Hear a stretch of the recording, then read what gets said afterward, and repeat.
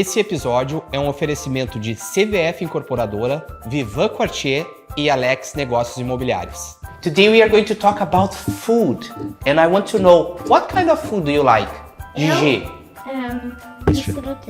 You like fruits? Gigi, do you have a channel on Instagram that you prepare food? You do? What do you talk about there? Sobre food? About food. And can we eat cupcake every day? No. Why not? She will get very fashion. Ah, okay, so we need to balance, right? What about you, Clara? What do you like to eat?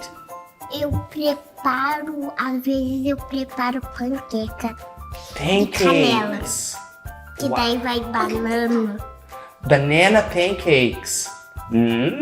So this is healthy. Ah, banana com canela? Cinnamon. Panqueca, bem. Yeah, banana pancake. Farinha. And you, Henrique, what do you know to prepare? Eggs. Eu sei preparar bolo, preparar sanduíche. Sanduíche. Do you like our snacks here at school? Yes. They are yummy. Love. You love them. What's your favorite? For example, yesterday, what did we have? Ontem. Yeah. Só bergamot. Tangerine. What else? Maçã. Apple. And don't you remember? Hambúrguer. Hamburger. Yeah. You prefer Portuguese classes or English classes?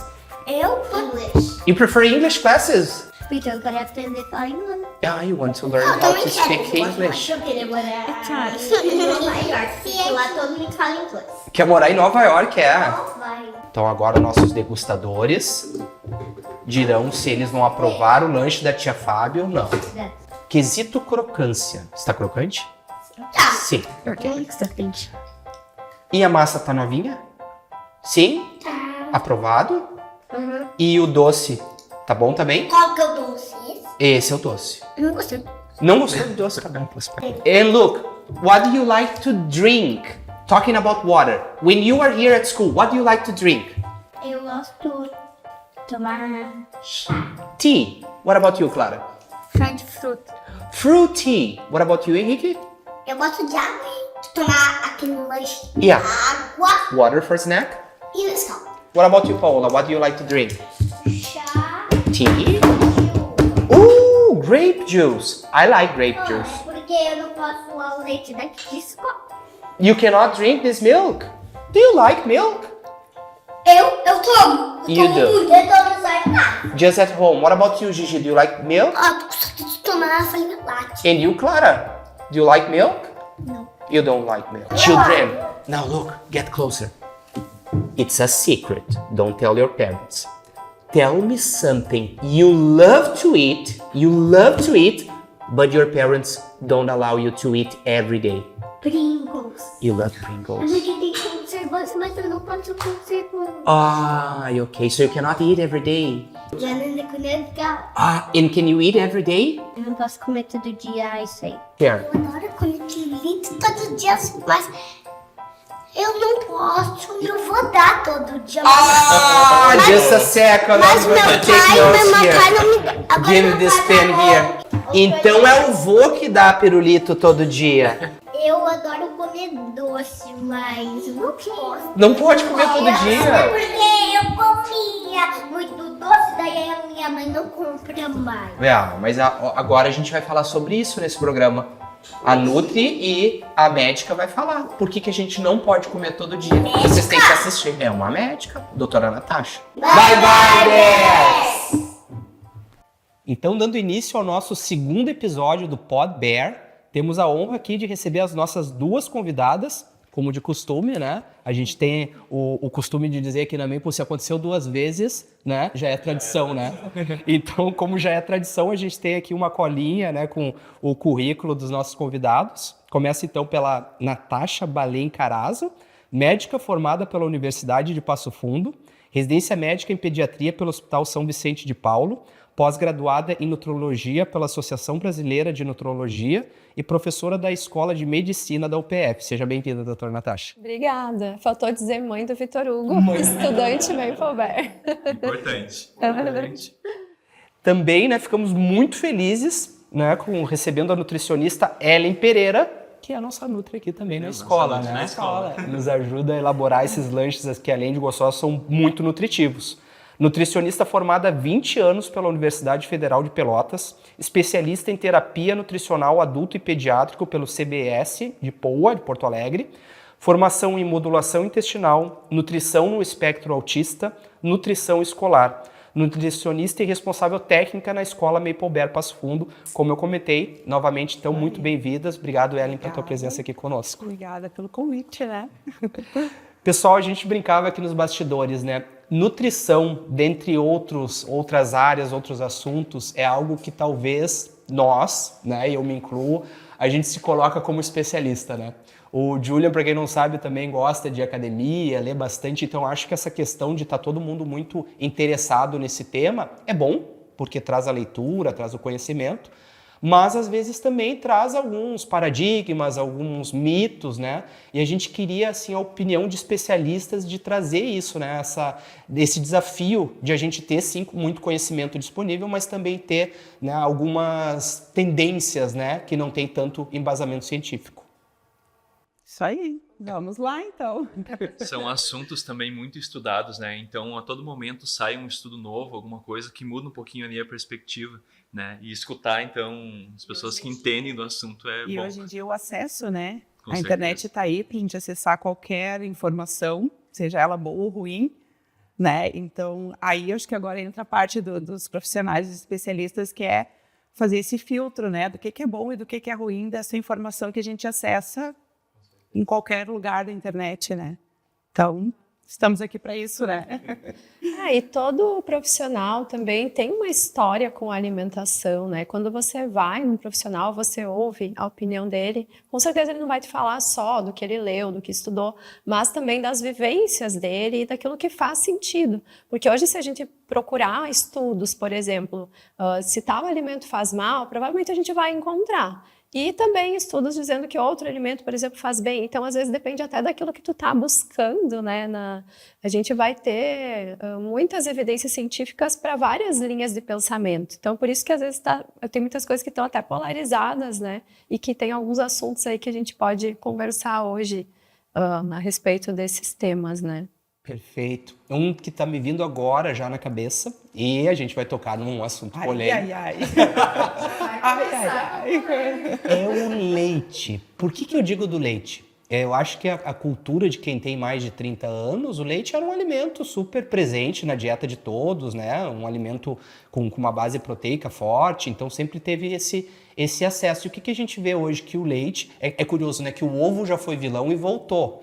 E o leite foi ao contrário, né? O leite era um alimento que era super unanimidade e hoje há, né, outro ponto de vista. Mas eu não sei se existe realmente um embasamento, não sei se isso é para todo mundo, né? A lactose eu acho que não é também algo que virou um vilão, mas será que é para todo mundo? Eu queria a opinião de vocês, assim, porque é uma visão de especialista, né? E não um senso comum. Como é que vocês veem essa questão? Sem medo, Ellen, vamos lá. Sim, vamos lá. O leite, então, né? A minha visão como profissional, ele não é vilão. Perfeito. Claro que tem...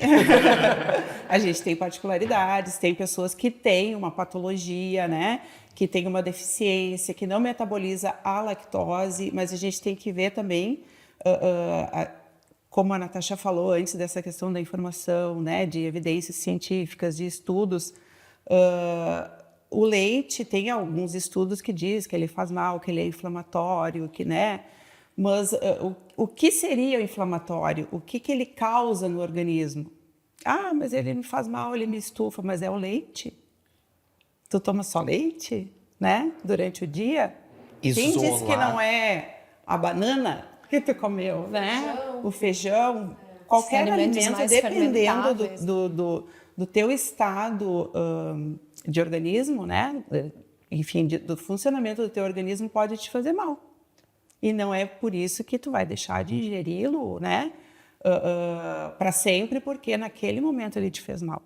Eu lembro que eu li isso em algum lugar, não sei se vocês confirmam, mas Leandro, é lugar comum, mas que quando a gente avalia um alimento, a gente tem que sempre perguntar a questão do alimento in natura, Depois a questão do preparo, porque às vezes o vilão não é o alimento, né? Hoje, não sei se eu estou errado, mas a questão que o ovo, ele foi vilão por causa que o preparo do ovo era aliado ao óleo de soja e outras questões, né?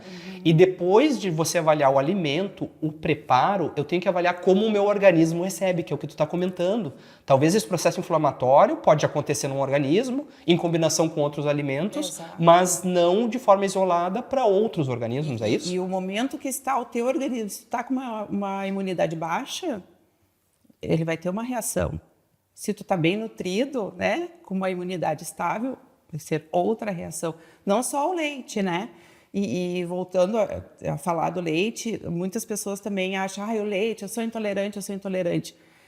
Nós temos a intolerância à lactose e a alergia à proteína do leite, que são duas coisas totalmente diferentes. Eu né? posso dizer que são diagnósticos, Ellen? Sim. É um Sim. E isso a gente às vezes sente também Sim, que... né? eu não posso dizer que é diagnóstico. Diagnóstico, Natasha. É um Sim, é diferente, né? A alergia é uma reação que aí ela é mediada geralmente por IgE, né? Que aí vai dar, por exemplo, a boca fica inchada, lesões na pele, coceira, né? E é diferente da intolerância à lactose, que é uma questão enzimática, que aí vai ser só uma questão de mais gastrointestinal mesmo, né? De estufamento, diarreia. Então, a alergia ao leite tem um sintoma mais sistêmico, né? Em todo o organismo. E já a intolerância é algo mais localizado. Mas falando um pouco dessa questão do leite e puxando um pouco para a questão das crianças mesmo, né? Então, embora tenha essas linhas de raciocínio do leite ser mais inflamatório, pelo fato de que os seres humanos são os únicos que tomam leite ainda depois da fase da amamentação, né? Que continuariam tomando.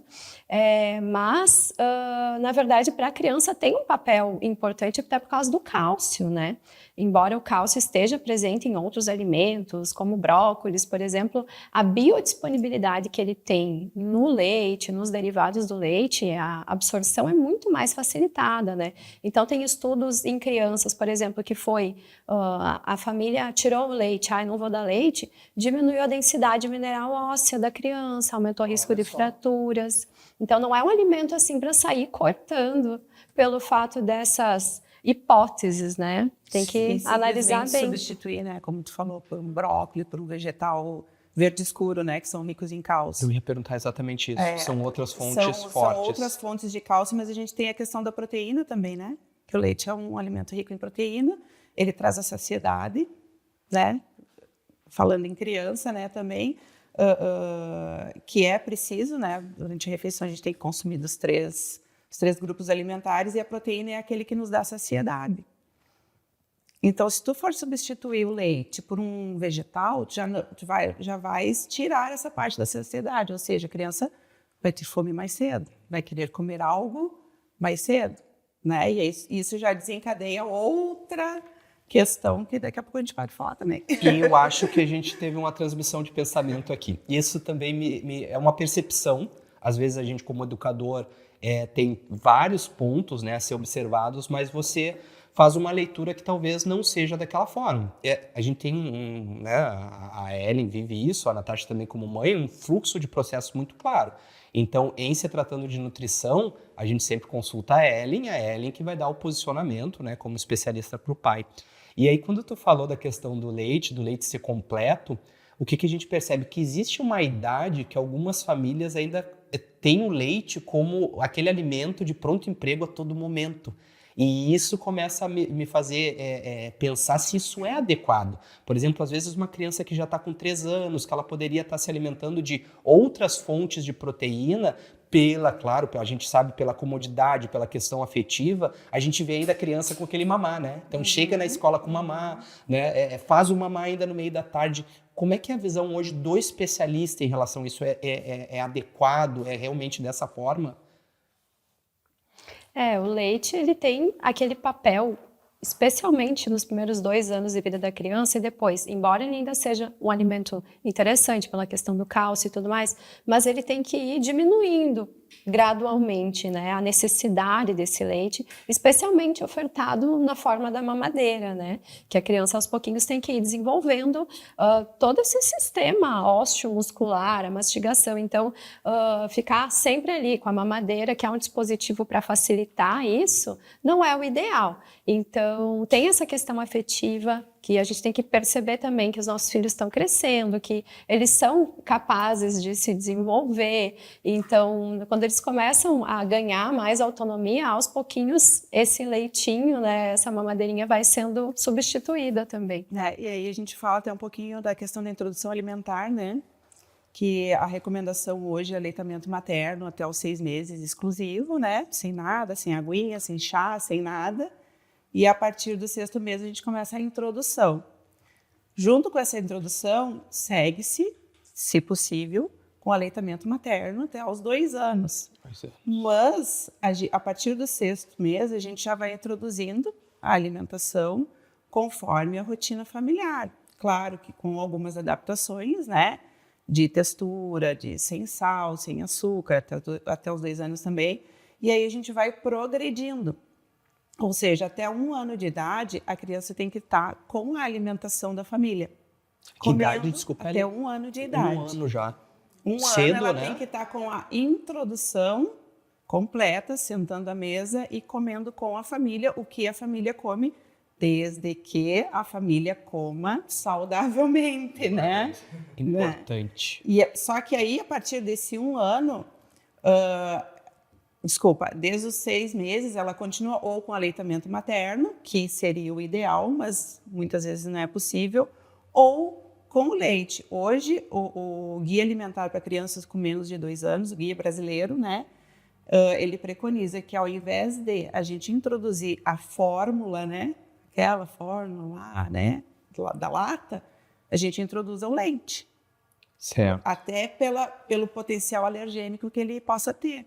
Então, a gente já introduz com 6 meses para ver se essa criança é alérgica ou se ela vai desenvolver, que é a janela imunológica, né? Esse período de introdução alimentar bate com a janela imunológica, né? O desenvolvimento. Então, a gente já introduz todos os tipos de alimento para que, se tiver uma possível reação, a gente já entre com tratamento ali, né? No início. E quanto mais a gente postergar essa exposição, mais a gente vai estar dando chance para essa alergia, se realmente ela tiver, se instalar naquele organismo e ficar. Entendi. Mais dificuldade. Exato. Então, assim como a gente introduz o leite e vai progredindo, vai dando alimento e vai deixando o leite para os horários em que ele deve ser ofertado. Um café da manhã, um lanche da tarde, ele não deve substituir uma refeição. Isso é interessante. Por mais que ele seja completo, o lanche não substitui a refeição. Por que esse ponto... Nem o leite, né? Que muitos pais já, mas não come. E aí outro assunto, né? Pra gente entrar aqui, não come, não quer, seletivo, é isso, é aquilo, né? E acabam fazendo o quê? Dando uma mamadeira de leite, de fórmula, enfim. Que não é uma boa solução, né? Aí o leite é completo, ele é completo, mas ele é completo para um momento. Ele não é completo para uma nutrição total. Né? Exato. Tanto que qualquer lata de suplemento, de leite em pó, de leite, está escrito ali, né? Essa não é a única fonte de alimento do lactente da criança. Enfim, consulte seu médico, seu nutricionista. A alimentação, ela tá muito impactada sempre pelo entendimento cultural, digamos assim, da família, né? Sim. Quando a gente propôs aqui na escola que o lanche, isso é uma proposta Maple Bear, né? Segurança alimentar. E isso está também linkando, né, como a gente percebe assim, o papel fundamental. Eu até deixei o livro aberto aqui, eu lembrei de vocês quando eu estava lendo essa parte do livro. E aí tem uma passagem aqui que diz numa tradução livre que as crianças da pré-escola são muito impactadas pelos hábitos dos pares. E isso para mim fez muito sentido, por quê? Porque a gente viu criança que não comia brócolis, quando sentados à mesa com outras crianças comendo, começaram a se despertar para comer. E aí eu queria que vocês falassem um pouquinho dessa importância dos pares, né? De ter um lanche onde está todo mundo consumindo. Eu vivi isso como pai, né? A minha esposa não é nutricionista, mas ela tem uma preocupação que a nossa filha consumisse alimentos in natura, né? Que evitasse o processado.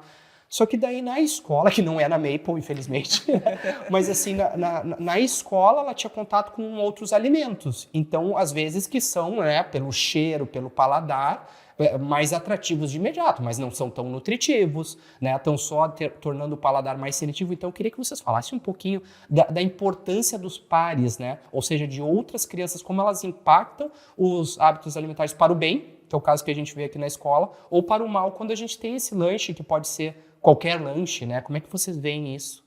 É a comensalidade, é essa questão de você estar num grupo e compartilhar comida.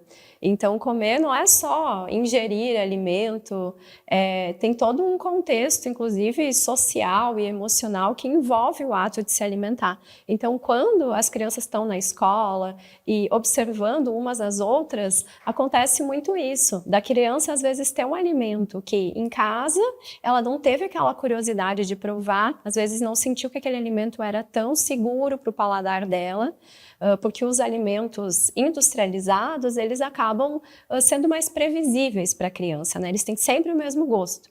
E o alimento in natura, um dia, comia maçã, hoje estava mais doce, outro dia já estava mais azedinha, daí a criança já fica meio assim, né? Então, e para resgatar essa segurança, essa curiosidade em provar um alimento, muitas vezes estando em grupo é mais interessante para eles, né? Uma gamificação que a gente fala, e às vezes vai ver o outro ali comendo, mas eu vou comer também, se ele come eu também como. Então são coisas naturais do desenvolvimento da criança que a escola proporcionar esse lanche equilibrado é muito bom. Eu, assim, como mãe, me sinto muito satisfeita porque realmente incentiva. E em outras escolas a gente tem muitos relatos de ouvir de crianças que às vezes têm que se esconder para comer a fruta na hora do lanche porque os coleguinhas ficam rindo. Sim. Tipo, meu salgadinho é melhor que a tua banana. E aí a criança fica com vergonha, diz, mãe, eu não quero mais levar banana para a escola, porque riram de mim. Então, eu já ouvi histórias, assim, terríveis, da criança ficar com vergonha por estar comendo um alimento saudável. Isso me lembra um caso específico. Excursão da escola. Meu colega Ricardo levou coxa de galinha. Ei. O que a criançada fez? Tinha farofa. Tinha farofa, tinha tem farofa. que ter a farofa, né? A criançada que tinha levado biscoito recheado, eu inclusive, sanduíche, o que acontece? Processa rápido, dali a 20 minutos, né? Dá aquele pico, né? Olha, eu critiquei o senso comum e estou aplicando aqui. Né? Então, assim, fome em 20 minutos. O que a gente fez? Ricardo, dá um pedaço dessa galinha. Ó, a proteína aí. Proteína, fome de verdade, né? Então a gente vê, e que legal que você trouxe essa questão de previsibilidade, né? É óbvio que o alimento industrializado, tu que tem, né, um matching, digamos assim, com a expectativa mais fácil. Tu tá esperando um gosto de bolacha recheada e tu vai ter aquele gosto, né? Mas o valor... É sempre o mesmo, né? É sempre o mesmo. É sempre o mesmo. E a questão do industrializado também tem o que é usado nele, né? A questão do glutamato monossódico. Ele impregna as papilas gustativas e realça o sabor daquilo ali. E a criança que está com paladar em formação, ela vai voltar sempre para aquilo ali. E o glutamato, ele causa um vício. Seria aquilo que a gente sente, olha, assim, que então, fica um tempo comendo errado, às vezes 3, 4 dias, e no quinto você não consegue comer uma fruta, né? Sem gosto. Não consegue, assim, e tu pensa naquilo que... naquela coisa errada que tu estava comendo, por exemplo, uma bolacha recheada. Tu come 3 dias seguidos no quarto, não vou mais comer. Nossa, já comi 3 dias. Tu fica pensando nela o dia inteiro. E ao mesmo tempo, quando a gente se propõe a fazer algo diferente, voltar para a fruta, por exemplo, e fica um determinado período de tempo sem comer aquilo, tu deixa de ter essa necessidade, né? Exato. Até a impressão que eu tenho quando a gente faz isso lá em casa é que o doce fica muito doce. Então você come um biscoito, assim, você sente que é uma carga assim, de açúcar absurda. Refrigerante também. Eu queria a opinião de vocês em refrigerante. Porque refrigerante tem toda uma cultura que é bebida de criança. E quando a gente conversa com especialistas, o pessoal diz assim, olha, o refrigerante, ele junto com sorvete, batata frita, claro, como, né, a Natasha bem trouxe, vocês mencionaram, tem a questão cultural e de diversão. A gente não pode criar os nossos filhos, né, fora da sociedade, bolha, né? Numa bolha. Mas é um alimento bem complexo, digamos assim, para falar o mais leve, né? O refrigerante, né? Como Na é que vocês verdade, veem? ele não é um alimento. Não né? é nenhum alimento. Ele não é nenhum alimento. O refrigerante, Então, depois a Natasha, né, dá a opinião dela, mas ao meu ver ele não serve para nada. Pra nada. É, Bomba de sódio e açúcar. ele entra também nessa questão industrializada, ele entra nessa questão da química, né? Da química que tu consome e ela entra na tua corrente sanguínea, no teu sistema nervoso e te torna dependente daquilo ali. Tanto pelo glutamato, tanto pelo açúcar, né? E volto a dizer, a criança que está em formação de paladar, se ela começar a ser exposta a esse tipo de alimento, no caso de produto, né? Produto alimentício. No caso refrigerante, todo dia, ela vai criar o paladar para sempre consumir aquilo ali, Imagina. né? E vai neutralizar para outros sabores. Eu tenho 2 filhos, né? Um de 11 e o Vitor, que estuda aqui, que tem 6 anos. E é o único alimento que eles nunca provaram. Porque, assim, eu sou contra o terrorismo nutricional. Eu não gosto de dizer, nunca dê uma bala fine pro seu filho, que é venenoso. Tem umas pessoas que vão para uma linha de raciocínio assim, né? Porque eu ia me sentir culpado se tu falasse que segredo aqui, né? Eu acho que não vai pro ar, talvez vá. Eu, como coordenador pedagógico, às vezes dou de presente de aniversário. Eu pergunto pros pais, ele gosta de bala fina e gosta. Eu digo, bom, então tá. Mas aí só uma vez, né, Natasha? Cada um mês talvez seja uma transgressão menor.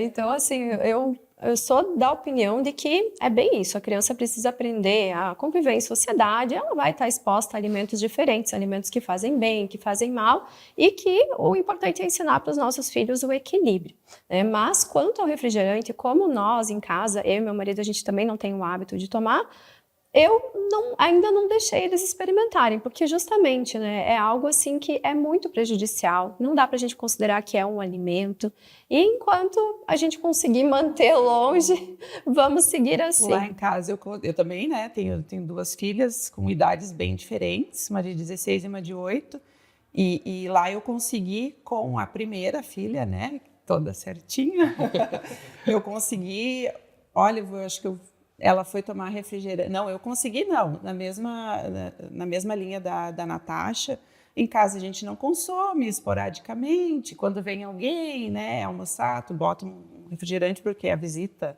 toma, enfim, mas a gente não tem o hábito.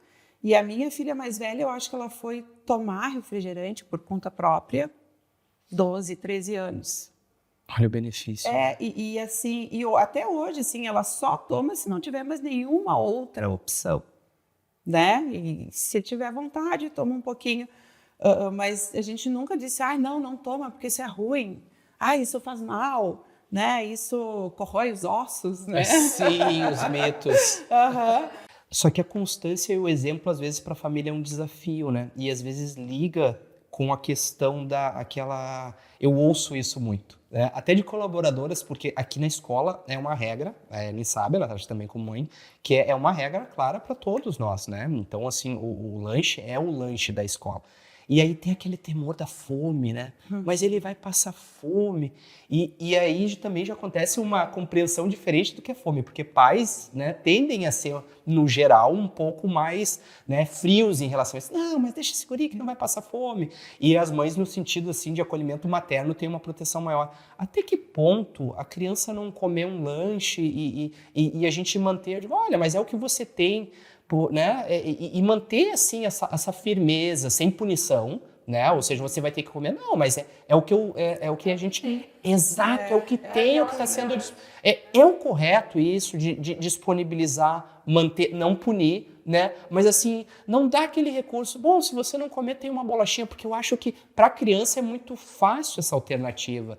Você pensar que a criança vai... Bom, mas então quer dizer que se eu não comer o lanche da escola, às 6, quando meu pai me buscar, tem o pão de queijo, que é super bom, tá tudo bem, né? Mas, assim, eu acho que não é muito sábio essa postura. Como é que vocês veem isso? É a substituição, né? 1 ou 2 vezes que você fizer isso, então tá, você não comeu, tudo bem, você ganha a mamadeira, você ganha a bolachinha, a criança o cérebro dela já associou, eu não preciso comer, se eu comer eu ganho o meu lanche preferido, né? Eu não preciso comer o brócolis, se eu não comer a minha mãe vai fazer macarrão para mim, que é o que eu gosto.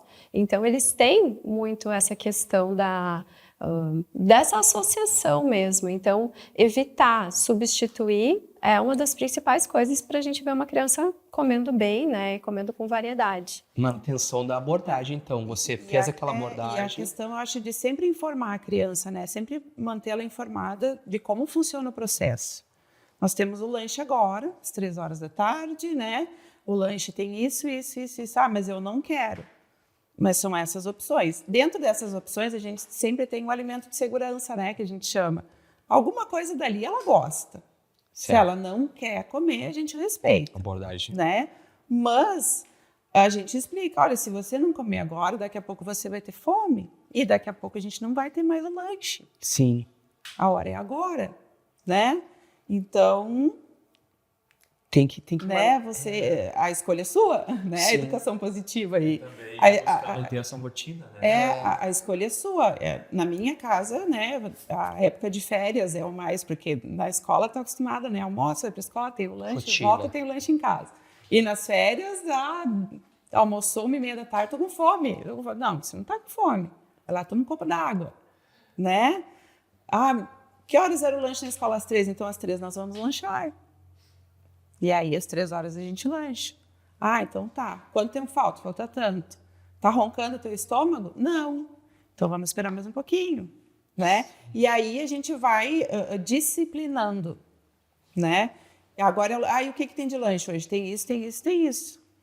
E é a diferença entre desejo e necessidade. Eu ia falar sobre isso. Exato. Porque a comida, ela tem um aspecto de, às vezes, uma transferência de uma ansiedade, de um ócio, né? E a criança também, assim como ela tem um desafio de compreender aquilo que está se passando em vários pontos, na questão de fome, ansiedade e ócio também, né? E a criança se compreender. Ela compreender os sinais do organismo. Isto é fome. Sim. Não, isso não é fome, eu só estou com vontade de comer alguma coisinha. Sim. Ou abre Ou a geladeira para sede, pensar, né? Ou está entediada, né? Hoje eles estão entediados com tudo, hoje em dia. Ou é sede, né? Porque o nosso organismo ele não identifica, ele manda o sinal de que algo está faltando. É comida ou é sede? Ou é água? É água. Né? E a gente fica naquela, que vontade de comer alguma coisa. Toma um copo d'água, pode Sim. ser sede, né? E aqui na escola até essa questão da percepção que a gente trabalha aqui, que às vezes as prós ficam, mas vai passar fome. Tem o bolo, né? Aí o aluno foi lá comer um pedaço de bolo, mas o bolo estava muito bom, ele quer outro pedaço. A né? nossa audiência aqui, ele existe quer uma outro parceria de proteção total em relação às crianças, que é a parceria família-educador. Então, assim, e isso é muito legal, porque elas estão mais do que no dever delas, né? De buscarem, mas defender a sua turma. Mas é curioso, né, Ellen? A gente também já pode aproveitar essa deixa para trazer. Quando você faz um planejamento, toda a questão de nutrientes, também entra a questão de caloria, né? Então você foi lá, elabora um lanche que ele tem uma questão nutritiva, mas em comparação com uma refeição principal, ele tá como um lanche. E a gente compreender assim que toda criança tenha que fazer em todo momento, né, uma refeição assim mais substanciosa, não é uma compreensão correta, né? Então, assim, imagina a criança almoçou. E isso às vezes vem até o relato, né? Ah, mas é na escolinha, e nada contra a escolinha, tá tudo bem. Foi a outra opção que eles selecionaram. Mas não é correto a criança almoçar e ali pelas 5h almoçar de novo, comer né? Correto talvez não seja mais o termo certo, mas você conseguir fazer esse encaixe, quer dizer, então a criança almoça uma refeição, né, realmente substanciosa, completa às 5h, e talvez a criança jantar de novo. Vai extravasar ali a questão calórica, não? Provavelmente. Aí entra a questão da organização dos pais, né? Se ele janta, né? Geralmente as escolinhas aqui em Passo Fundo tem essa questão dos 5h30 servir a janta. Sim. E aí os pais buscam 6, 7 horas e a criança já está jantada. Isso. Né? É uma facilidade, mas aí os pais têm que ter uma organização de chegar em casa e não jantar de novo. E aí oferecer uma refeição um pouco mais leve, até para que essa criança tenha um sono mais reparador, ela durma melhor, né? Certo. E não tenha uma densidade calórica muito grande, porque aí são duas refeições muito próximas, com uma densidade calórica muito alta, né? Aqui nós temos o nosso lanche, né? Calculado, a densidade calórica ideal, nutritivo. Para quê? Para que as crianças, a gente parte do pressuposto que elas vêm de casa com a sua refeição principal, que é o almoço, feita. Certo. Elas têm energia até a metade da tarde. A gente oferece o lanche para que ela tenha energia e disposição até o final da aula. No final da aula, elas vão estar com fome. Isso é natural, né? Natural, porque elas consumiram, né, a energia daquele alimento que elas tiveram no meio da tarde. E é um lanche, é para um curto período. Certo. Porque a gente também parte do pressuposto que eles vão para casa, chegar e jantar mais uma refeição completa para depois descansar. Porque uma compreensão de pai também, e eu estou incluso, às vezes é que a criança ela precisa ficar totalmente, né, aquela refeição cheia, exatamente. Então, eu tenho que estar cheio, e a gente pode fazer também um link assim de a criança cheinha e a criança saudável, né? Então, assim, a visão do vô, às vezes da avó. Nossa, eu ia falar isso. Nos desculpem os avós que estão assistindo, né? Mas na minha época de criança era muito coisa da avó falar, né? Tá bem saudável, tá corado e tá cheinho. Sim. É que casa da avó, né? É bolo, é biscoito, são coisas que tu fica cheinho, né? O amor da avó, dessa forma, nos enche. Sim. Eles viveram uma época na qual a mortalidade infantil era muito maior. Então, havia essa preocupação maior com o estado nutricional das crianças, que realmente as crianças que tinham um tecido adiposo um pouco mais vantajoso, elas tinham mesmo, sobreviviam mais a doenças, né? E hoje mudou. Hoje a gente não quer que nossos filhos apenas sobrevivam, a gente quer que eles sobrevivam e prosperem, né? E sejam saudáveis e tenham qualidade de vida. Ampliou muito o conceito do que é a saúde infantil. Não é só sobreviver, né? Antes, comia massa o dia inteiro, farinha láctea o dia inteiro, né? Comeu, mas não morreu. Dizem muito isso. Mas de alguma forma vai impactar, né? Eu falo sempre que essas crianças da geração gordinha, cheinha, né? Coincidentemente, é mais ou menos a nossa geração. A tua não. Eu acho que a tua não sei. Temos um jovem. Mas é a geração que hoje sofre muito com diabetes, com hipertensão, com triglicerídeos altos, com problemas relacionados à alimentação e àquela alimentação da infância, da introdução alimentar. Então, tem pais que dizem, mas o meu filho toma Coca-Cola e não morreu até hoje. Não, até hoje não, mas daqui a 10 anos, vamos ver o que ele vai desenvolver. E o desenvolver não é na adolescência, na primeira fase adulta. É depois dos 40, depois dos 50, né? Certo. O caminho até. E aí, tudo aquilo que foi aprendido na infância, inclusive alimentação, vai impactar nessa hora. Sim. E aí, não adianta tu correr para uma academia, né? Sim. Querer mudar, não adianta, não. Ajuda um pouquinho. Remedia. Mas a patologia está instalada.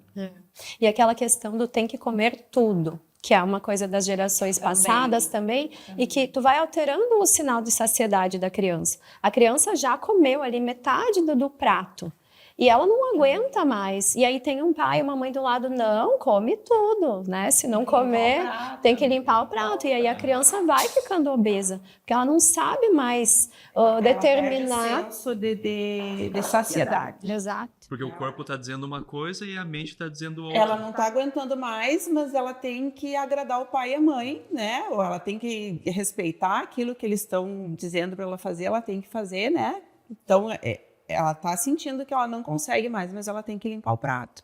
E isso fica no subconsciente, né? E às vezes ainda ganha sobremesa. Se tu comer tudo, tu vai ganhar doce.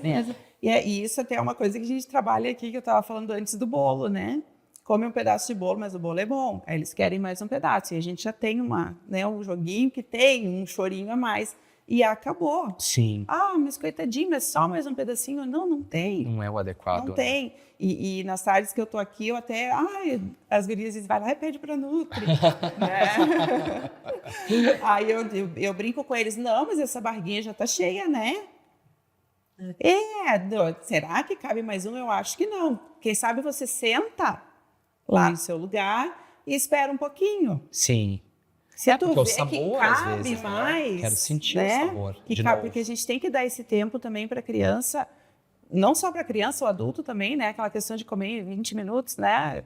Do tempo, é o tempo que leva para o cérebro receber a informação de que o estômago está cheio, né? Que não cabe mais nada. Sim. Então, assim, Tem o que que é dar. para comer em 20 minutos, tu comer em 10, vai sobrar 10 minutos para o teu cérebro ficar pedindo. Sim. E para o doce sempre tem um espaço, porque não é para o estômago que a gente come, é para o cérebro, é o paladar hedônico que a gente fala, né? É só para aquela satisfação, para sentir aquele sabor mais um pouquinho, mas ensinar eles justamente isso, que não é uma fome real, né? Eu pergunto isso muito para os meus filhos, quando eles querem muito mais, eu digo, tá, mas é fome ou é gula? Aí eles, ai mãe, realmente eu acho que é gula, porque eu já tô cheio. E assim aqui com eles as vão... crianças acontece isso também, não. Tem, né, olha, sua barriguinha aí tá bem cheia, já comeu a fruta, né, já tomou o chá, o leite, e mais outro pedaço de bolo, será que cabe daí? E é isso que a gente tem que fazer, ensinar a criança a identificar o sinal do corpo, do organismo. Não, eu já estou satisfeito. Com o tempo eles mesmos Não quer vão mais? Não compreendendo. quer. Então, deixou. E também cuidar a quantidade que é servida no prato da criança. Né? Porque a tendência é a gente encher o prato. Ah, ele gosta desse bolo, já bota 2 pedaços na frente dele. Sim, Né? já está incentivando. Como ele está desenvolvendo esse senso de saciedade, ele vai comer. E se ele estiver na frente da televisão, ele nem vai ver o que ele comeu. Ah, sim. Entendeu? Porque tem toda a questão da mastigação, né? Tu tem que... existe, né? Da mastigação, Você da tem que- textura, sentir a textura, sentir o sabor. A digestão começa na boca, com a mastigação, né? Com a saliva e volta, né? No alimento que tu está mastigando ali, já começa o processo. Então, se a criança está na TV ou está fazendo alguma outra coisa e comendo e tem 2 pedaços de bolo ali, vai engolir. Ele não vai comer. E aí isso já não dá o senso de saciedade, não ensina ele. Um ponto que eu estava pensando enquanto vocês falavam dessa questão da importância do processo, da nutrição, a gente compartilhou um post ali no grupo da gestão, né, no WhatsApp, e a importância da nutrição no processo cognitivo, né? Então, e olha como isso se liga ao que a gente falou de modismo. Bom, se o jejum é bom ou ruim, eu acho que é um assunto bem amplo. Mas os extremos certamente não são bons, né? E um deles eu sempre que fiz, né? Então, 12 horas. O que aconteceu? Na época eu dava aula de inglês e eu notei como eu ficava irritadiço demais. Então eu fazia um jejum de 12 horas, a última refeição era 7 horas do outro dia. Ficava muito tempo sem comer.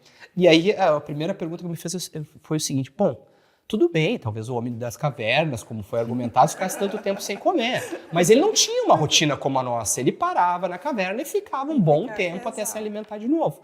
E também a questão que a gente tem muito mais demandas cognitivas também. Então, a importância da nutrição correta para uma criança que está sendo muito exigida, né? As crianças aqui da escola, elas fazem muitas atividades. Elas participam de diversos locais com diferentes propostas, sejam esportivas ou de conhecimento. Eu tenho que ter, né? Eu queria a visão de vocês assim, eu tenho que ter um suporte nutritivo para esse processo, né? Eu não posso querer propiciar para minha criança todos os desafios que são muito bons para ela, mas não vir também com a questão da nutrição, né? É uma tentativa, né? Mas o pai na correria também é difícil. Eu já ter na escola é uma garantia maior de que essa proposta nutricional ela está acontecendo, né? Não sei como é que vocês veem isso. É importantíssimo, né? Tem nutrientes como ômega 3, zinco, selênio, que eles vão fazer parte desse aprendizado mesmo, né? Para a criança consolidar tudo aquilo que ela está aprendendo nessa fase tão importante, que é essa fase escolar. Então, quando a criança recebe esses nutrientes pela alimentação, é muito melhor, né? Do que daqui a pouco você tem que estar fazendo uma suplementação, algo assim, né? Então, até para facilitar a vida dos pais, não ter mais um remédio lá, algo para acrescentar.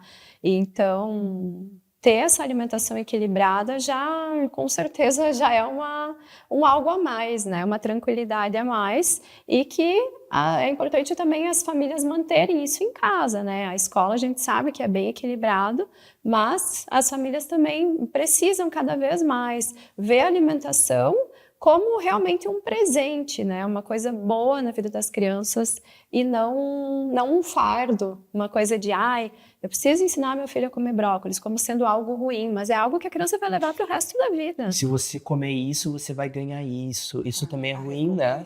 É ruim porque quer dizer assim, olha, se você passar por esse processo árduo, difícil, quase impossível, eu te bonifico. Bom, mas aí eu fico pensando, bom, a criança começa a perceber, então é bem difícil, né? Ao invés de gostar do processo, né? A salada é o castigo e o doce é o prêmio. Não pode, né? A gente falou de gerações também. Isso é curioso, né? Porque sim, a gente evoluiu, né? Muito em questão de nutrição, sabemos mais.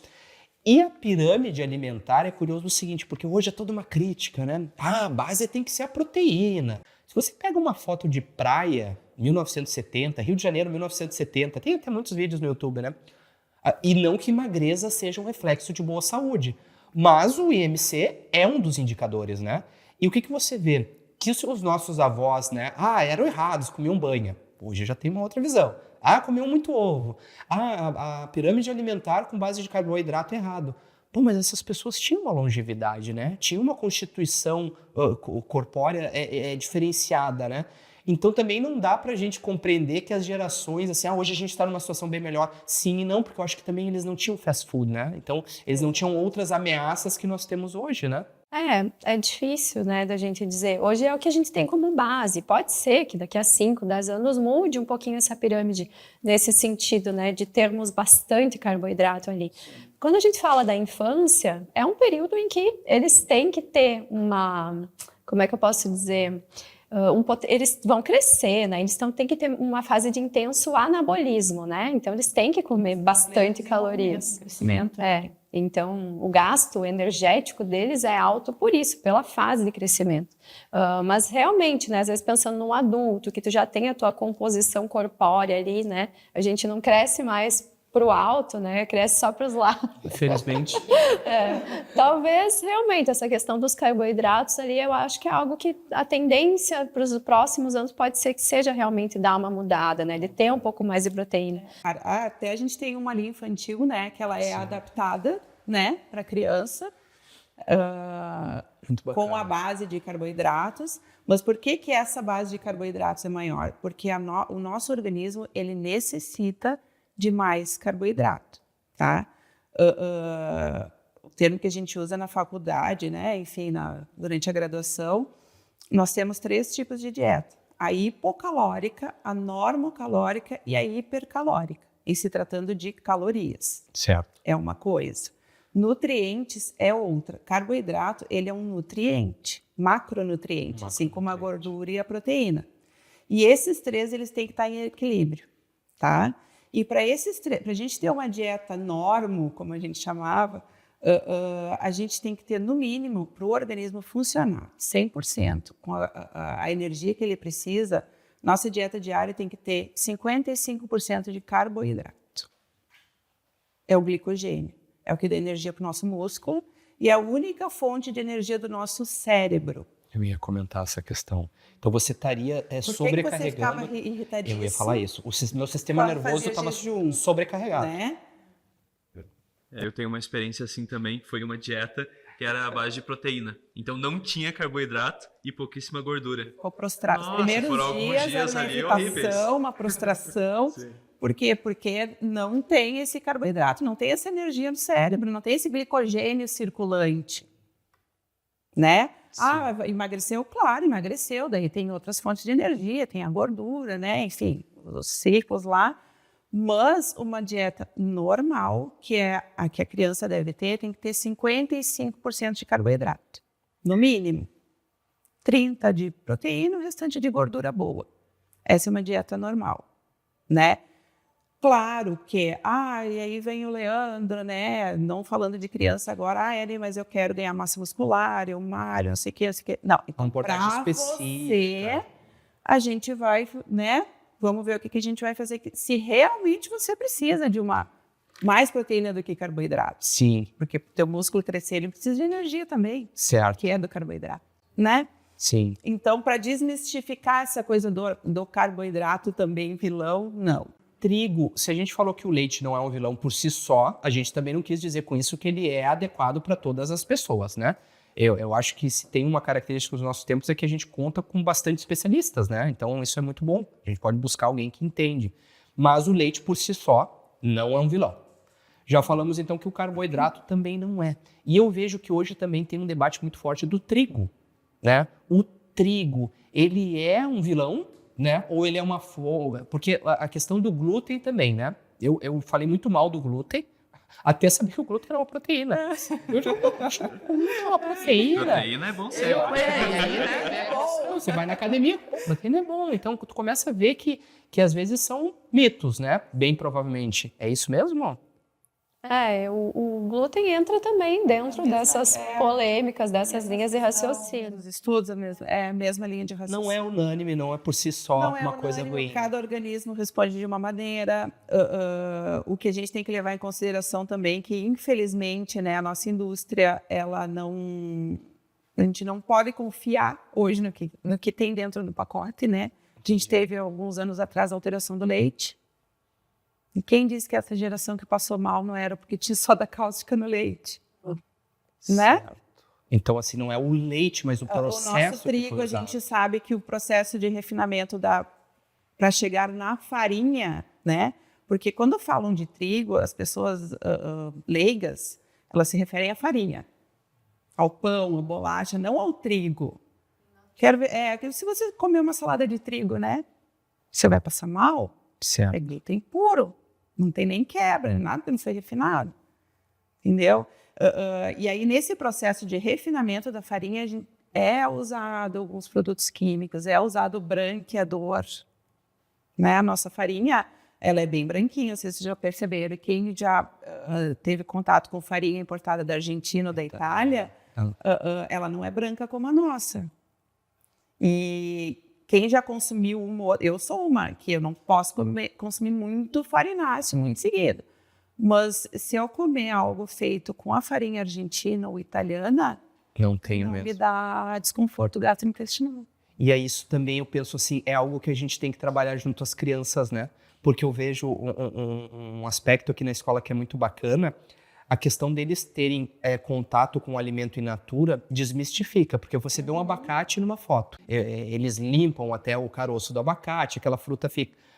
Claro que tem todo um cuidado no preparo, mas você tem que fazer a criança perceber também que, como vocês falaram lá no início, a fruta varia conforme as estações, o sabor varia junto. E se você trabalhar isso desde cedo, a criança ela também vai ter uma abertura maior a essas oscilações do alimento, né? E não esperar que a farinha seja branquinha, né? Que seja tudo muito bem A fruta apresentado. bonitinha, né? Exato. Sem nenhum machucadinho. Aqui a gente tem, né? Quando vai servir a fruta. Quando eu tô ali, mas não vai comer o kiwi hoje. Eu não gosto de kiwi. Eu comi da outra vez e disse, mas da outra vez estava ruim, tá. Mas o de hoje tá bom. Porque ele tá bem madurinho. Pergunta pro colega ali que tá comendo se ele não tá docinho. Aí o colega diz, tá doce. Né? Aí já fica, vamos lá provar? Vamos lá que eu te levo. Quer que eu traga um pedacinho? A maioria diz, quero. Aí eu vou lá, pego um pedacinho e tá doce. Então ele já tira aquela imagem ruim do kiwi azedo que ele comeu. Ele começa mês a ver passado, que muda. entendeu? Pode mudar, não é o problema Exato. do kiwi em si. E aí eu sempre digo, então, ou dizer comigo em casa, isso não, da escola é diferente. E a gente volta Né? à Não questão é o da mesmo. influência, né? É. Exato, é o efeito manada, né? Onde um faz e vários fazem, e com as crianças isso funciona muito. Me lembrou do nosso primeiro episódio do podcast, porque a gente falou isso da perspectiva da neurociência, né? De como a gente influencia. Eu comentei que eu, de fora, porque eu não atuo na sala de aula, né? A gente acaba influenciando eles de algumas maneiras. Agora imagina os pares, né? As crianças que são iguais a eles, que estão junto com eles, que têm uma conexão de amizade muito forte, muitas vezes, né? E como que não vai influenciar? Sim, eu acabei citando, né, a passagem. Esse livro, depois uma mãe me perguntou e eu descobri que ele tem a versão em português, tá? A tradução livre para ele seria a suposição da criação, né? Então ele não quer diminuir a percepção de que nós pais somos muito importantes, mas ele traz uma outra perspectiva que o impacto dos pares é muito grande. E isso faz com que redobre a importância da escola, né? Porque a escola é um ambiente que conduz, né, a interação entre os pares. Esse livro aqui, a versão em português, ele é Diga-me com quem andas. Então eu acho que ficou a tradução bem legal. Eu vou aproveitar essa deixa para a gente chamar os nossos patrocinadores, né? Investir em imóvel é movimento. Alex Negócios Imobiliários, há mais de 12 anos no mercado imobiliário aqui em Passo Fundo. Uma equipe qualificada, experiente e com credibilidade. Na hora de vender e comprar o seu imóvel, Alex Negócios Imobiliários, imóveis em movimento. A CVF Incorporadora trabalha constantemente para entregar espaços bem planejados para propiciar o melhor estilo de vida aos seus futuros moradores. Nossos projetos são elaborados cuidadosamente, valorizando a tecnologia, a atenção aos detalhes e a qualidade de vida, superando a expectativa dos seus clientes mais exigentes. A CVF Incorporadora está trazendo para Passo Fundo e região o Vivan Quartier, um novo endereço para quem acredita que a verdadeira grandeza está em criar momentos que se eternizam. Aqui estão o Vivan Sports and Wellness e, claro, a nossa escola. Cada nova etapa do Vivan Quartier está sendo elaborada para encantar. Vivan Quartier, um local que une sofisticação diferenciada em meio à natureza. Muito feliz aí com nossos apoios, né? Fazem possível o nosso PodBear acontecer. Lembrei aqui que a gente acabou não abordando seletividade alimentar, que é um tema muito atual, né? E eu vejo que é uma percepção que talvez às vezes é superficial. Até alguns pais comentam seletividade alimentar. Eu não tenho essa certeza às vezes. Em outros casos a gente percebe que a criança tem um desafio, né? E como que a gente pode ajudar nesse sentido? Como é que a gente pode identificar mesmo o que é uma seletividade alimentar e o que é um desafio pontual, né? É comum de qualquer criança. É importante entender, assim, que é normal a criança não gostar de alguns alimentos. Aquela coisa de que, nossa, tem que comer de tudo. Como é que você vai recusar um alimento como sendo algo extremamente de falta de educação, né? Que é uma coisa que eu cresci ouvindo muito isso. Não, como é que você vai dizer não? Hoje a gente entende que é natural, todo mundo tem direito a ter preferências alimentares. E tem crianças que realmente, não gosta de abóbora. Tá, mas ele come cenoura, ele come algum outro legume alaranjado que vai ter basicamente os mesmos nutrientes. Não precisa, às vezes, fazer aquela forçação de barra para que a criança tenha que comer absolutamente todos os alimentos. Mas a seletividade é quando realmente a gente tem um prejuízo, seja em algum grupo alimentar específico, por exemplo, a criança não come nenhum vegetal, não come nada verde. É um problema. É problemático. Ou a criança não come nenhuma fruta, ou come uma fruta só. Como é que isso vai ser no futuro, né? Como é que ela vai conseguir ser depois um adulto que vai ter uma alimentação equilibrada se ela não come praticamente nenhuma fruta? Ou aquela questão da neofobia que caminha junto com a seletividade, que é o medo de provar alimentos novos. Ela tem só os alimentos de segurança e para outros alimentos ela faz náusea, ela sente o cheiro e não consegue nem pensar em provar. Então, são duas dificuldades que caminham juntas, né, mas são diferentes e que, dependendo da forma como a família vai tratar isso, vai abordar isso com a criança, existem muitas maneiras de ir melhorando aos pouquinhos para que essa criança realmente se encoraje a provar.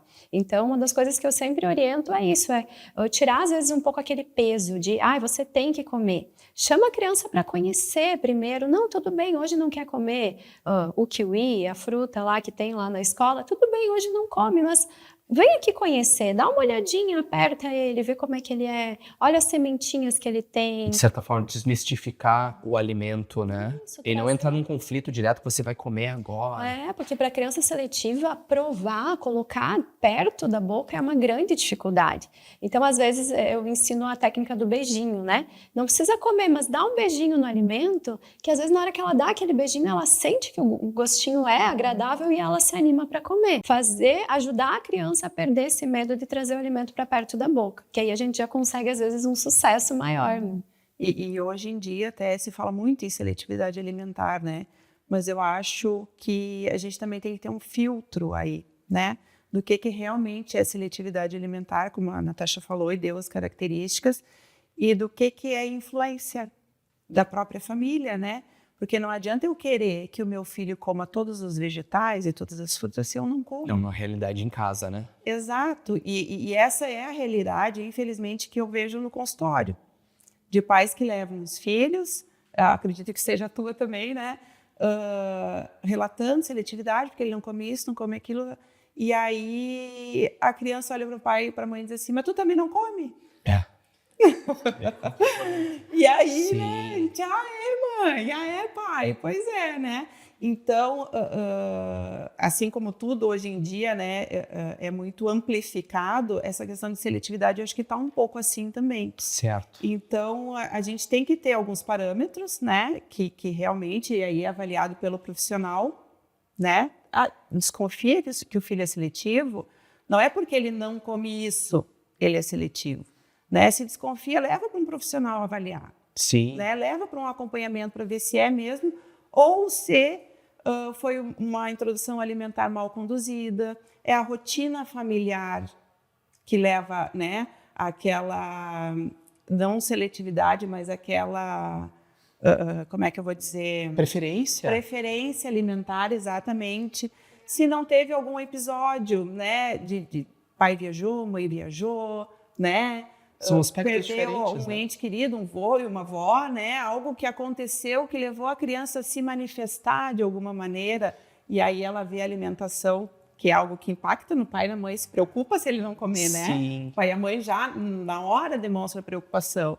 Então, tem vários outros fatores que levam a essa mudança de comportamento da criança em relação à alimentação, que a gente não caracteriza como, ele é seletivo, porque a gente já está taxando a criança, né? Perfeito. Aí a gente sai, está num grupo de conversa com as amigas, o filho está ali do lado e tu está dizendo Sim. que ele é seletivo e ele está ouvindo. E aí ele Isso já pega aquilo para ele, eu sou e eu não como. Pronto. E isso se aplica em várias outras situações. Como a gente deve evitar, né? Trazer essas certezas na frente das crianças, né, de restrições em relações. Ele não gosta de tal alimento. Bom, às vezes nem ele ou ela tem essa certeza, ou né? ele E a gente nunca já foi está. exposto, ou na família não consomem aquele alimento. Sim, Mas, né, alguém disse que é bom, então meu filho vai consumir. importante. Eu não consumo. Né? Porque imagino assim que a seletividade alimentar ela está bem distante de algo que às vezes é natural, de uma abertura que, né, por questões realmente assim, às vezes até de idade, né? Quem não lembra de um alimento que não consumia de forma alguma? Eu agora de imediato lembro mostarda. Meu pai ama mostarda, eu amo mostarda hoje em dia. Eu não conseguia entender, mas ketchup eu gostava. Hoje eu gosto mais de mostarda. Rúcula. Então rúcula também eu digo, mas como eles gostam de rúcula? Cebola. Bom, cebola roxa hoje, um prazer de colocar na refeição a cebola. Então, também perceber que a criança ela vai se abrindo, né, naturalmente a alguns sabores. E isso... Exato, tem que ser exposta. Tem que ser isso, exposta. Né? Eu tenho lembranças bem interessantes assim da minha infância, porque eu fui uma criança seletiva. E eu lembro como que o meu pai fazia para incentivar que eu provasse, para que eu perdesse o medo e sem brigar. Então ele falava muito assim, ele dava aquela sugerida, né? Certo. Tipo, tava comendo um tomate. Nossa, esse tomate é muito bom. Eu, não quero. Ai, filha, tudo bem, tu não quer comer hoje, não tem problema. Mas assim, é bem gostoso. Eu queria muito, assim, o papai ia ficar tão feliz se assim, um dia tu provar, não precisa ser hoje, mas, sabe, ele não forçava, ele dava uma sugerida de uma forma carinhosa, né? Sim, e que aos pouquinhos eu ia me encorajando para provar, sabe? Então é bem legal a gente ter essa comunicação com as crianças também, no sentido de sugerir, mas sem fazer uma imposição, nada de brigar, do tipo, se você não comer você vai para o hospital, você vai ficar doente, que acaba trazendo uma conotação até negativa para o ato de comer. Eu sempre também vou por essa linha aí, inclusive com as crianças aqui, né? Sim. Com as crianças do consultório, com as minhas crianças, que é bem essa assim, quer provar? Não quero. Não sabe o que tu está perdendo. Tranquilo. Um morango, por exemplo. Não sabe o que está perdendo, é muito bom. O dia que tu quiser provar, tá aqui. Que bacana, né? porque tá respeitando a decisão da criança. É super bom. E é o poder da sugestão, né? É plantar uma sementinha, né? Que vai se desenvolvendo até o momento que floresce e acontece. Sim. Né? É a mesma coisa que foi falado antes, onde a gente fala algo que às vezes não é uma verdade para a criança, a gente fala como uma verdade e ela passa a entender como uma verdade. Como uma verdade. Não é a existência em si do item, do alimento, porque até trazendo esse livro é fantástico, viu? Quem não leu, lê esse livro que ele ajuda muito. Existe um estudo que é citado aqui, que toda casa que tem um computador e um dicionário, E aí ela sabiamente coloca, né, que às vezes a correlação e a causa são elementos que são confundidos na identificação do processo, né? Então o estudo diz que toda casa que tem um dicionário e um computador são casas onde as crianças naturalmente estudam mais. E o que poderia ser levado a pensar isso? Que, então eu compro um dicionário e um computador e eu solucionei o meu problema. Mas aí ela faz o questionamento, né? Que a cultura das casas onde há um celular, um dicionário e um computador é uma cultura de estudo. É claro que o livro é um pouquinho mais antigo, a gente sabe que o computador já é usado para outras finalidades. Mas eu penso que o alimento ele tem muito dessa questão, né? Se você tem uma cultura em casa de que a criança ela experiencie, não só consumindo, mas ela vê o pai comendo, sim, ela vê uma mesa farta, porque senão ainda nesse paralelo seria como incentivar a leitura enquanto você está no celular. Exato. Você tem que ler um livro enquanto eu estou scrolling ali, né? Não acontece. E aqui a gente vê isso, o contrário na escola. Tanto na questão de alimentação, porque eles sentam e tem os alimentos ali, eles podem ver, tanto como na questão da leitura, né? Porque as crianças param para manusear o livro, no Bear Care, no Toddler. E claro, muitos deles não estão, mas eles veem, e a professora está lendo para alguns que estão prestando atenção e vai desenvolvendo essa cultura. Ou seja, é um objetivo de longo prazo, né? Olha, é tanto assunto, e lembrando, né, eu lembro a audiência que é sempre um dia normal, com escola à tarde, não para a rotina. E eu acho que a gente vai se encaminhando aqui, mas eu queria, desde já, deixar os nossos agradecimentos em nome da escola, então, Natasha e Ellen, por essa contribuição enorme que vocês trouxeram para nós hoje. Eu acho, assim, sair do senso comum, ouvir especialistas, né, trazer uma base. Eu sempre digo, aquilo que vem natural para uns precisa de planejamento para outros, né? Às vezes a alimentação é algo que você vai precisar de um planejamento, sua família, com as suas crianças, né? E talvez para outra família não é. Mas isso não deve ser visto como um problema, né? Às vezes é a questão de estudo, às vezes é a questão das mídias, ou seja, tudo que pode ser feito de uma maneira organizada vai ajudar. Né? E eu queria deixar o espaço aberto para vocês, mas antes de encerrar, né, a gente vai também fazer ainda a abordagem daquilo que a gente não deve consumir. Né? Então, assim, eu falei alimentos e produto alimentício não merece esse título. Né? Então, assim, são produtos alimentícios que realmente não devem ser consumidos, mas queria deixar primeiramente o espaço aberto. Eu acho importante, assim, a gente não ser contraditório em nada, né? De, por exemplo, assim, filho, não pode comer chocolate, chocolate faz mal. Aí chega no aniversário, parabéns, aqui tá seu bolo de chocolate, né?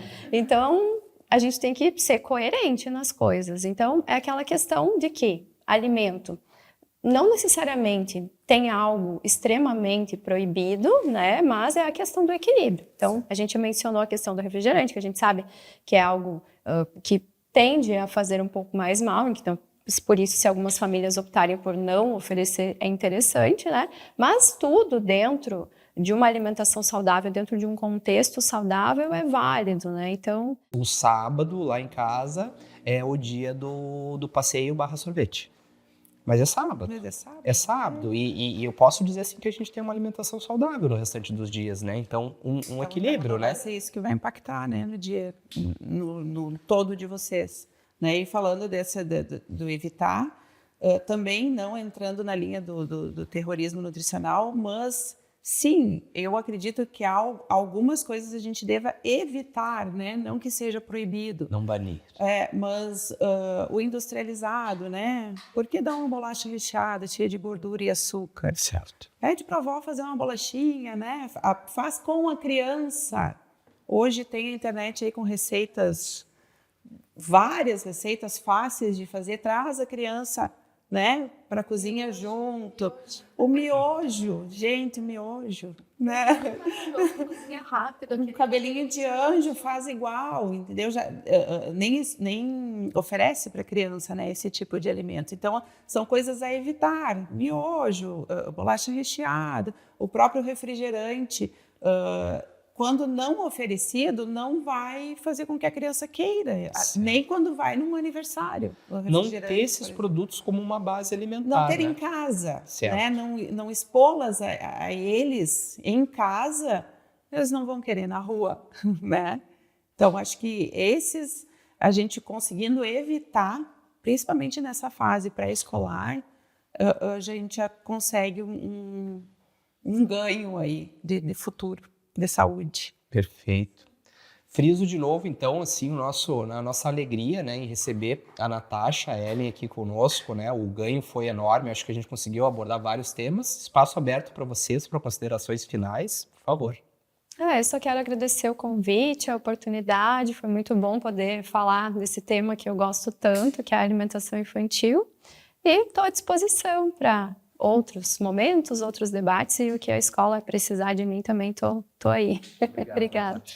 E eu também agradecer o convite, né, para participar, agradecer a confiança que a escola tem também no meu trabalho, né, o espaço que me dão para que eu possa desenvolvê-lo de uma maneira eficiente, né, e acho que isso também estou sempre à disposição quando o assunto for alimentação, criança, enfim, nutrição. Eu estou sempre à disposição aqui da escola. Obrigado, Ellen. Obrigado à nossa audiência aí que acompanhou esse episódio fantástico. Bye, bye, Bears.